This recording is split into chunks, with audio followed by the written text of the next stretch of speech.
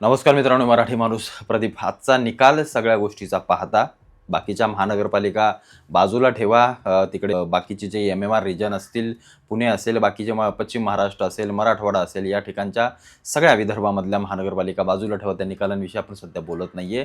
आपण बोलतोय मुंबई महानगरपालिकेविषयी. मी तुम्हाला सांगितलं की ठाकरे जिंकले नाहीत, ठाकरे हरलेत. तुम्हाला समजलंच नाही म्हणून मी तुम्हाला वारंवार सांगत असतो. ज्या दिवशी आहे मराठी माणसाला राजकारण काय या सगळ्या गोष्टीचा उलगडा होईल, त्या दिवशी आपल्याला मराठी असल्याचा अभिमान वाटेल तर वाटेलच. आणि जे काही हातातून निघून चाललंय मराठी माणसाच्या, ते आपल्या हातात राहील. बरं, आता ही जी मी गोष्ट तुम्हाला आत्ता सांगतोय ना, ती बाळासाहेब ठाकरेंना अगदी व्यवस्थित कळली होती. अगदी तंतोतंत त्यांना राजकारण समजायचं.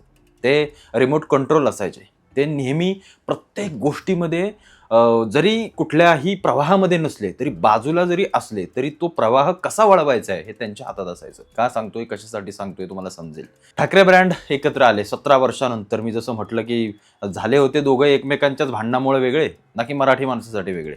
ते पुन्हा आले एकमेकांच्या फायद्यासाठीच एकत्र, ना की मराठी माणसाच्या फायद्यासाठी. कारण एक गोष्ट लक्षात ठेवा, काही होणार नाही. मी साधा उदाहरण, माझा साधा प्रश्न आहे तुम्हाला, काय मराठी माणसासाठी होणार आहे? यांची सत्ता आली असती तर काय झालं असतं? यांनी काय घरं विकत आणून पुन्हा बाहेर गेलेला मराठी माणूस घेऊन इथं आले असते का? बिनव्याजी कर्ज दिलं असतं का घरं घेण्यासाठी मुंबईमध्ये? काय? कारण जेव्हा मराठी माणूस मुंबईमध्ये परत येईल ना, तेव्हाच मराठी माणसाची सत्ता मुंबईमध्ये राहणार आहे. बाकी काही नाही. याचा दुसरा उपाय, पर्याय काही नाही. किंवा त्याचं सोल्युशन, किंवा त्याचं काय म्हणू आपण, ते जे काही जखम आहे ना, हीच आहे. मराठी माणूस बाहेर जाणं. बाहेर गेल्यानंतर तो पुन्हा आतमध्ये येत नाही. तो आतमध्ये पुन्हा येत नाही, याचा अर्थ इथली राहणारी परप्रांतीय जे आहेत त्यांचे नगरसेवक होणार, त्यांचं मतदान होणार, त्यांची सत्ता मुंबई शहरावरती राहणार. ही सगळी परिस्थिती आता आपण पाहिली. भारतीय जनता पार्टीला यश मिळणं, शिंदेंना पण तुम्ही नाकारू नका, शिंदेंना देखील बऱ्यापैकी जागा मिळाल्यात. म्हणजे जिथं वाटत होतं की शिंदे कुठेही टिकणार नाहीयेत, म्हणजे जो काही फॅक्टर आहे ना शिंदेंचा, जो काही 25-30 काय जागा त्या घेऊन आल्यात, त्या जागा देखील मराठी माणसांनी त्यांच्यावर दाखवलेला विश्वास आहे. त्यामुळे त्यांना देखील नाकारता येणार नाहीये. भारतीय जनता पार्टीचा विषय सोडून द्या, त्या सगळ्या गोष्टी. आता येऊया ठाकरेंच्या विषयाकडे. ठाकरेंच्या जागा असं सांगितलं जातंय की अनेक ठिकाणी ठाकरेंना मोठं यश मिळालं, मराठीचा मुद्दा तापला, मराठीचा मुद्दा हे झाला ते झाला, तरी पण ठाकरे सत्तेत आले नाहीत. मुंबई शहराच्या सत्तेमध्ये, महानगरपालिकेच्या सत्तेमध्ये ते येऊ शकले नाहीत. आज आज गोष्ट तुम्हाला माहिती आहे, आज त्या मुंबई महानगरपालिकेची परिस्थिती काय झाली. आज तिथं भारतीय जनता पार्टी ठरवणार कुठला महापौर बसायचा आणि काय व्हायचं काय नाही करायचं ते. ठाकरे बंधूंची ताकद एका बाजूला आली आहे, म्हणजे ते 60 आणि राज ठाकरेंची 9, त्यांना ताकद वाटते ती. अरे कसली ताकद, कसली ताकद? अरे ते येणारच होते, त्याच्या व्यतिरिक्त काय? त्याच्या व्यतिरिक्त काय? बहुमतामध्ये आपण आलो असतो तर मग आपण समजू शकलो असतो आमचा मराठी माणूस एकसंघ एकवटलाय. पण तसं नाही, दिसलं नाही, झालं नाही. त्याचं कारण आणि त्याचं सगळ्यात मोठं जर दोषी कोणाला ठरवायला लागेल, त्या दोघांना ठरवावं लागेल. कारण तुम्ही जी चूक केलीत ना बाळासाहेबांच्या नंतर, ती आज भोगायला आली 17-18 वर्षानंतर. जी राज ठाकरेंनी केली, जी उद्धव ठाकरेंनी केली. जोपर्यंत बाळासाहेब भारतीय जनता पार्टीसोबत मुंबईच्या सत्तेमध्ये असायचे, तेव्हा भारतीय जनता पार्टीला बाळासाहेबांना विचारायला लागायचं की बाळासाहेब तुम्ही आम्हाला किती जागा देताय? बाळासाहेब तुम्ही कुठला महापौर निवडताय? बाळासाहेब तुम्ही काय करायचं ठरवलंय मुंबईसाठी? आज परिस्थिती अशी झाली आहे, या ठाकरेंना कोणी विचारत देखील नाहीये किंवा भारतीय जनता पार्टी किंवा काही यांची ताकद ते असे पत्त्यांसारखे फेकून टाकतायत, जी हिंमत बाळासाहेबांच्या वेळेला नव्हती. कोणाची हिंमत नव्हती ती मुंबईकडे येऊन वाकड्या नजरेने बघायची.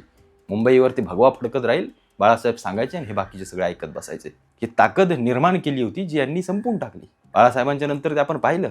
बरं, उद्धव ठाकरे जोपर्यंत भारतीय जनता पार्टीसोबत होते, एकनाथ शिंदे फुटायच्या आधी किंवा त्यांच्यासोबत होते, तेही तिथून गेले, काँग्रेससोबत गेले. काय गरज होती? छोट्या मोठ्या सत्तेसाठी, पदांसाठी बाळासाहेबांनी नाही असल्या कधी व्यवहार केले. आणि ज्या माणसाची हयात अख्खी काँग्रेससोबत गेली, त्यांच्यासोबत तुम्ही जाऊन सत्तेमध्ये बसता. या गोष्टी कोणाला पटतील? कट्टर शिवसैनिकांना नाही पटणार, म्हणून ते एकनाथ शिंदे गेले निघून.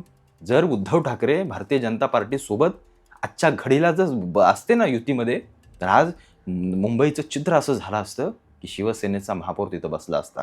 पण आज चित्र बदललं. वाईट या गोष्टीचं वाटतंय. वाईट मला या गोष्टीचं वाटत नाही. ठाकरे बंधू एकत्र आले आणि त्यांना काही वाटत नाही मला तर यांच्याविषयी. काही वाटत, हे स्वतःच्या फायद्यासाठी फक्त एकत्र आलेले. 17 वर्षात नाही वाटलं तुम्हाला एकत्र यावं? तेव्हा नाही समजलं? हे राज ठाकरे जेव्हा बाहेर पडले, त्याच्यानंतर जेव्हा आता अगदी वाईट वेळ आली आपली, जेव्हा 2017 साली जेव्हा उद्धव ठाकरे इकडे गेले, मग तेव्हा उद्धव ठाकरेंनी तिकडे काँग्रेससोबत जाण्यापेक्षा भावासोबत यायचं ना. आम्हाला हे सगळं समजलंच नाही. इथून पुढे काय होणार आहे? कारण ही लिमिट आहे ठाकरेंची लास्ट, शेवटची. याच्यावरती जागा नाही वाढू शकत, काही होऊ शकत नाही. कारण तुम्ही जसं तुमच्या सगळ्या सभांमधून सांगत होता ना की ही शेवटची संधी, शेवटची संधी, तशी ही तुमची शेवटची संधी. एवढ्याच जागा तुम्ही मिळवू शकता, याच्यापेक्षा जास्त मिळवू शकत नाही. याच्यापेक्षा जास्त जागा तुम्ही मिळवू शकत नाही. याचा अर्थ तुम्ही मुंबईच्या सत्तेत येऊ शकत नाही. याचा अर्थ असा आहे, बाळासाहेबांनी भारतीय जनता पार्टीला ना कधी राज्यातून बाजूला काढलं ना, युतीतून. त्यांनी सांगितलं की आम्ही आहोत तोपर्यंत आमची युती सक्षम आहे. पण त्या युतीमध्ये त्यांनी त्यांची ताकद कधी खाली येऊ दिली नाही भारतीय जनता पार्टीपेक्षा. ते नेहमी त्याच लेवलला राहिले, ते नेहमी तिथंच राहिले. त्यांनी कधीही असं सांगितलं नाही की भारतीय जन हा तुम्ही सांगा आम्ही किती जागा घेऊ. नाही, आम्ही सांगू तुम्ही किती जागा घ्यायच्या. आज ताकद बदलली, आज सगळ्या काही गोष्टी बदलल्या या ठाकरे बंधूंच्या या सगळ्या राजकारणामुळे. म्हणून आज मुंबईवरती या भारतीय जनता पार्टीचा बाहेरच्या पक्षांचा झेंडा इथं फडकतोय. आणि त्याच्यामुळं आज असं मनातून वाटतंय की कुठंतरी बाळासाहेबांचा भगवा उतरताना दिसतोय, तो डगमगताना दिसतोय. ठाकरे बंधूंचा भगवा झेंडा म्हणजे बाळासाहेबांचा भगवा झेंडा नाही, तो अजिबात नाही होणार. कारण तुम्ही ज्या ज्या काही गोष्टी करून आला ना, इकडून तिकडून सगळं खाऊन, त्या गोष्टी बरोबर नाहीत आणि त्या योग्य नाही आहेत. तुम्ही काय 20 वर्षामध्ये मराठी माणसाची कायवारी करताय? काय केलं तुम्ही? काय केलं तुम्ही? राज ठाकरे 2014ला म्हणतात की मोदींशिवाय महाराष्ट्राची प्रगती होऊ शकत नाही, बरोबर. 2017ला की काय 18-19ला ते आपल्या निवडणुकी मध्ये अगदी सभा घेऊन भारतीय जनता पार्टीला या राजकीय पटलावर बाहेर काढा सगळ्या गोष्टी केल्या. परत येऊन खासदारकीला नरेंद्र मोदींना बिनशर्त पाठिंबा दिला, अगदी शिवाजी पार्कवर जाऊन. आता पुन्हा त्यांच्या विरोधात काय चाललंय नक्की? कसलं राजकारण चाललंय? बाळासाहेबांनी असं नव्हतं केलं. ते एकदा एका गाडीत बसले निघून गेले, परत त्यांनी मागे वळून पाहिलं नाही. तर तुम्ही तेच केलं असतं तर आत्ताची परिस्थिती खरंच वेगळी असते. मुंबईवरती जर आपल्या मराठी माणसाची सत्ता आणि आपला शिवसेनेचा भगवा जर ठेवायचा असेल, मराठी शिवसेनेच्या पेक्षा प्रादेशिक एखाद्या इथल्या पक्षाचा जर झेंडा ठेवायचा असेल, तर त्याच्यासाठी आपण मराठी म्हणून एक येतोय का, हे सगळ्यात महत्त्वाचं आहे. ज्या शिंदेंना तुम्ही गद्दार म्हणून हिनवलत ना, ते शिंदे या विजयाचे खरे शिल्पकार असते जर ते तुमच्यासोबत असते. म्हणून राजकीय गोष्टी किंवा राजकारण आम्हाला समजतच नाही, आमच्या लोकांनाही समजत नाही, आमच्या नेत्यांनाही समजत नाही. राहिला प्रश्न राज ठाकरेंचा, 53 जागेंमधून 9-10 जागा आलेत. ही गोष्ट लक्षात घ्या. ताकद वाढली नाही, ताकद तिथंच आहे, उलट ती कमी झाली. वाढायला पाहिजे होती, अजून वाढायला हवी होती. म्हणजे मी ज्या पर्स्पेक्टिव्हने या सगळ्या निवडणुकीकडे बघत होतो, कारण वाटत होतं कुठे ना कुठेतरी की ठाकरेंना थोडासा संघर्ष करावा लागेल, कारण चित्र बदललंय. मध्ये जो काही 5-6 वर्षाचा गॅप गेला ना, 2017च्या निवडणुकीनंतर 10-1 वर्षाचा, 8-9 वर्षाचा काय तो मध्ये गेला, जेव्हा निवडणूक झाली नाही कोरोनाच्या काळामध्ये, त्या सगळ्या काळानं चित्र पलटवलं, बदललं.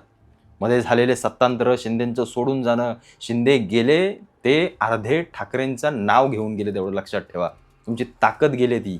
शिंदेंना तुम्ही हलक्यात घेऊ नका. तुम्ही डिवसताय ना, जे त्यांना जे असे येडे समजताय तुम्ही, 50 खोकेन गद्दार, ती ताकद गेले तुमची, लक्षात ठेवा, ताकद. कारण ठाकरे बंधूंना मुंबईच्या बाहेर काही मिळालेलं नाहीये, काही यांची ताकद राहिलेली नाहीये. फक्त मुंबईमध्ये, ते पण मराठी करून मराठी माणसाला स्वतः कुठेतरी वाटलं की चला असोत बाबा, चला का देऊया मत, अशा पद्धतीने या सगळ्या गोष्टी झालेल्या आहेत. पण आज ठाकरे ब्रँड विरोधात, म्हणजे ज्यांनी सत्ता भोगली ते आज विरोधात जाणार. बरं, विरोधात जाऊन टिकतायत किती आता नगरसेवक, ते चला बघणं महत्त्वाचं आहे. कारण यांच्या हातात टिकतच नाही, काय राहतच नाही यांच्याकडे, काय यांची लोक निष्ठावंत निघतच नाहीत. मला त्याचं विशेष वाटतं एकदम. हे मराठीसाठी तुम्ही सगळे एकत्र आलाय ना, यांची निष्ठा काय आहे हो? यांच्या निष्ठेवर जरा प्रश्न उपस्थित करा. आजपर्यंत किती लोक सोडून गेली, का गेली, कशासाठी गेली, सगळ्या गोष्टी महत्त्वाच्या आहेत. उद्धव ठाकरेंना, एकनाथ शिंदे बाकीची सगळी लोक ती सोडून गेली नसते, आज उद्धव ठाकरेंना एक हाती सत्ता या महाराष्ट्रामध्ये घेता आली असती, जेव्हा उद्धव ठाकरे काँग्रेससोबत न जाता शिंदे आणि या सगळ्या लोकांना एकत्र घेऊन बाहेर निघून राज ठाकरेंसोबत गेले असते.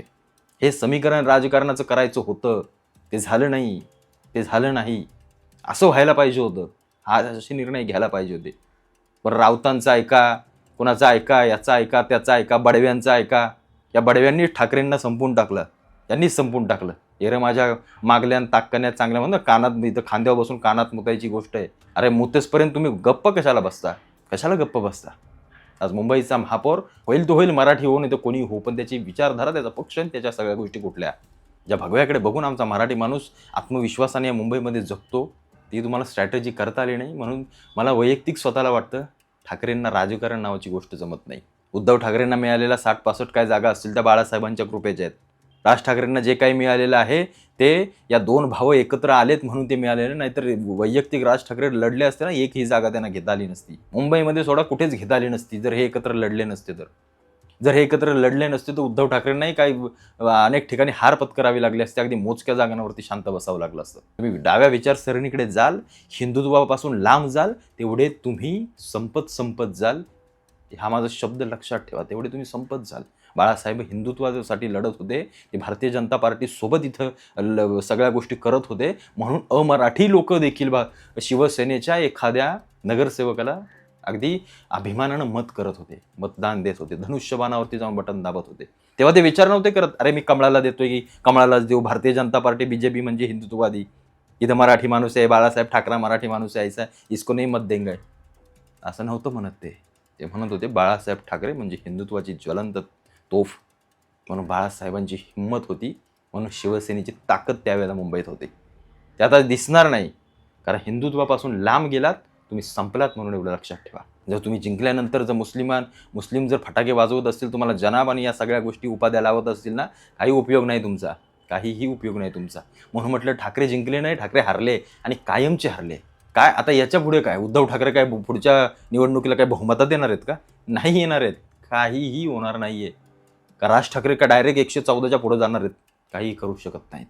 पण ज्या दिवशी असं चित्र दिसेल महाराष्ट्रामधलं सोडून द्या, पण मुंबई महानगरपालिकेमध्ये जेव्हा एकनाथ शिंदे जर त्यांचा पक्ष त्यांच्याजवळ राहिला, तुमच्या त्या सुप्रीम कोर्टाने किंवा कोर्टाने त्यांना ते चिन्ह वगैरे, म्हणजे जसं आता आहे मशाल धनुष्यबाण एकनाथ शिंदेकडे, मशाल उद्धव ठाकरेंकडे, असं जर राहिलं, किंबहुना जर एकनाथ शिंदेंचं ते चिन्ह वगैरे निघून गेलं आणि एकनाथ शिंदेंना मग दुसऱ्या संघटना किंवा या सगळ्या गोष्टी उभ्या कराव्या लागल्या, तरीही जेव्हा मुंबई महानगरपालिकेची निवडणूक येईल, तेव्हा एकनाथ शिंदे, दोन्ही ठाकरे बंधू, ही 3 लोक एकत्र पाहिजेत.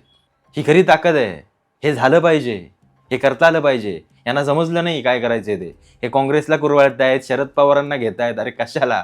त्यांची अख्ख्या हयात बाळासाहेबांनी त्यांच्या विरोधात घालून तुम्ही काय लोकांना एवढं येडे समजता का? मतदान करणाऱ्यांना. मराठी माणूस जागा झाला, त्याला वाटलं मतदान करावं, व्हावं, पण त्याला कुठेतरी मनातून वाटतंय की हे ठाकरे बंधू चुकतायत. त्याला कुठेतरी वाटतंय की बाळासाहेबांची पोकळी आज निर्माण झाले. त्याला कुठेतरी वाटतंय की आपण किती ताकद लावली तरी आपण कमी पडतोय. का? कारण आपला मतदार विस्पारलाय. आपला मतदार अर्धा हिंदुत्ववादी आहे, जो बाळासाहेबांनी तयार करून ठेवला होता. त्याला फरक नाही पडत काय करतोय आणि काय नाही ते. तो बाळासाहेबांचा कट्टर हिंदुत्ववादी माणूस होता. त्याला ह्याची चाटा, काँग्रेसची चाटा, ह्याच्यासोबत जा, पवारांसोबत नाही जमत त्याला, नाही तो करणार. बाहेरचे परप्रांतीय येणार आहे. बाळासाहेबांचं आजही नाव घ्या मुंबईमध्ये, ते म्हणतात बालासाहेब हमको चलेगा, हे बाकी दोनही चलेंगे. का म्हणतात? कशासाठी म्हणतात? विचार करा एकदा याचा विचार करा. कधी तुम्ही महानगरपालिकेवर सत्ता घेणार? कधी? बाजूला गेल्यावर? सगळं संपल्यावर? इथून पुढे ते शक्य वाटत नाही. मला चीड आले, राग येतो निश्चित, कारण समीकरणं जुळवता आली नाहीत. म्हणून मी अख्खी ही निवडणूक यांच्या विरोधात बोलतोय आणि एक छाती ठोकपणे बोलतोय, कारण नाही पटल्या, ज्या गोष्टी नाही पटल्या. मला माहिती होतं हे असं होणार आहे, कारण एकनाथ शिंदेंना तेवढी ताकद लावता येणार नाही, आणि त्यांनी जरी लावली तरी भारतीय जनता पार्टी त्यांना आपोआप शांत करेल. कारण त्यांना माहिती आहे, एकनाथ शिंदे जर वरचढ आले तर त्यांना महापौर आणि त्या शिवसेनेचा महापौर बसवावा लागेल तिथे, ज्या भारतीय जनता पार्टीला नको आहे. त्यांना माहिती आहे की बाळासाहेबांनी कधी आपल्याला डोकं वर काढून दिलं नाही. त्या सगळ्या गोष्टी त्यांच्यामध्ये सलतायत आणि त्यांना त्या सगळ्या गोष्टी माहिती आहेत. निश्चित ते मराठी माणसाचा करतील. हिंदूंसाठी लढणारा पक्ष बाळासाहेबांच्या विचारांचा पक्ष आहे. जेवढे संघाचे आणि बाकीच्यांचे विचार त्यांच्यावरती बिंबले नसतील ना, तेवढे बाळासाहेबांचे बिंबलेत भारतीय जनता पार्टीवरती. एवढं लक्षात ठेवा. बाबरी पाडायला कोण गेलं होतं? इथून माणसं पाठवली होती बाळासाहेबांनी. हा विचार त्या देशाचा, हिंदुत्वाचा या मुंबईतून जायचा. आता कुठून जातो? विचार केलाय कधी? बघा, या सगळ्या गोष्टीचा विचार करा. मी तुम्हाला आत्ताही सांगतो, ठाकरे बंधू मराठी माणसाचं काही करू शकत नाहीत, काहीच करू शकत नाहीत. आणि त्यांनी करून दाखवावं, साला मानेल ते हरेन मी.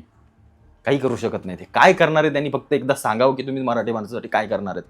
जा फोडा बघू, सगळी कंपन्या, ऑफिसं फोडा बघू जाऊन, आणि द्या सगळ्या 100% मराठी माणसाला नोकऱ्या द्या. काढा हे सगळे भैये गुजराती बिजराती आले ना, हाकलून लावा ना सगळ्यांना बाहेर, आणि द्या तिथं मराठी माणसाला धंदा टाकून. चला, हिंमत आहे का बघू? संघर्ष करायला आपण सगळे तयार होऊ, रस्त्यावर उतरायला आपण सगळे तयार होऊ. नाही हे शक्य, आणि हे कधीच शक्य होणार नाही. ही वेळ निघून गेली, केव्हाची निघून गेली. मुंबईतून मराठी माणूस बाहेर गेला, तो नाही आता येऊ शकत आतमध्ये. तुम्हाला माहितीच नाही मराठी माणसांच्या कुटुंबाची परिस्थिती, आर्थिक परिस्थिती नक्की काय आहे. तुम्हाला माहिती आहे का या गोष्टी? माहिती आहे तुम्हाला मराठी माणसाच्या कौटुंबिक परिस्थिती नक्की काय, खेडोपाड्याची परिस्थिती नक्की काय आहे? त्या सगळ्या गोष्टी माहिती करून घ्या. आणि जागांचा जल्लोष करण्यापेक्षा ना, मनातून जरा वाटू द्या की जे बाळासाहेबांनी केलं नाही, जे केलं ते आपण करू शकलो नाही आणि ते तुम्ही कधीच करू शकत नाही. म्हणून आज जे काही चित्र दिसतंय मुंबई बाकीच्या महानगरपालिकांचा मी विषयच घेत नाही. मुंबई महानगरपालिकेचं ते पाहून मनाला कुठेतरी खंत वाटते, थोडंसं दुःख वाटतं. म्हणून मी म्हटलं ना, तुझं आहे तुझं पाशी, परी तू जागा चुकलाशी.